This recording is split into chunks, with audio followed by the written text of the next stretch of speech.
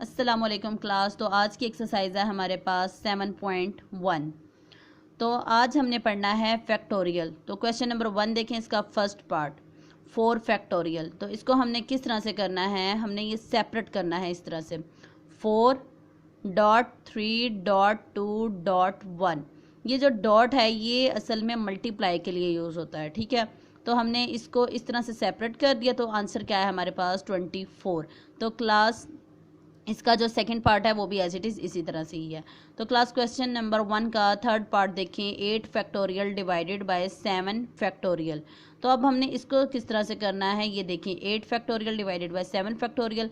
इससे हमने छोटी वैल्यू ले लेनी है 8.7 फैक्टोरियल। 8 से छोटा तो 7 होता है, तो 8.7 फैक्टोरियल डिवाइडेड बाय 7 फैक्टोरियल। ये इसके साथ कटिंग हो गया तो आंसर क्या आया, 8 आ गया। तो क्लास इसका जो 4 पार्ट है वो भी एज इट इज़ इसी तरह से होगा। तो क्लास इसका 5 पार्ट देख लें, 11 factorial divided by 4 factorial 7 factorial. तो क्लास इसको हमने इस तरह से लिख लिया 11.10.9.8.7 फैक्टोरियल डिवाइडेड बाय 4.3.2.1.7 फैक्टोरियल। ये एज इट इज़ इसी तरह से आ गया। तो ये इसके साथ कैंसिल हो गया, तो जो ये वाली वैल्यूज़ थी इनको हमने मल्टीप्लाई करवाया और डिवाइड करवाया, तो हमारे पास आंसर आ गया 330, ठीक है। तो क्लास इसके जो बाकी पार्ट्स हैं वो भी एज इट इज़ इसी तरह से ही हैं। तो क्लास क्वेश्चन नंबर 1 का 9 पार्ट देख लें, थोड़ा सा चेंज था। 9 factorial divided by 2 factorial 9 minus 2 factorial. इसको हमने किस तरह से कर देना है, इस तरह से सेपरेट कर लेना है 9.8.7 फैक्टोरियल, इस तरह से कर देना, ठीक है। Divided by 2.7 factorial. 9 में से 2 माइनस कर दिए तो क्या आया 7 फैक्टोरियल। तो यहाँ से ये और ये कैंसल, इनको मल्टीप्लाई करवाया और यहाँ पे कटिंग हो गए, तो क्या आंसर आया 36। तो क्लास इसके जो बाकी पार्ट्स हैं वो भी एज इट इज़ इसी तरह से होंगे। तो क्लास क्वेश्चन नंबर 2 देखें, right each of the following in factorial form. अब हमने इन क्वेश्चंस को फैक्टोरियल फॉर्म में करना है। तो अब हम क्या करेंगे, 6.5.4 इसको हम मल्टीप्लाई करवाएंगे और डिवाइड करवाएंगे 3 फैक्टोरियल के साथ।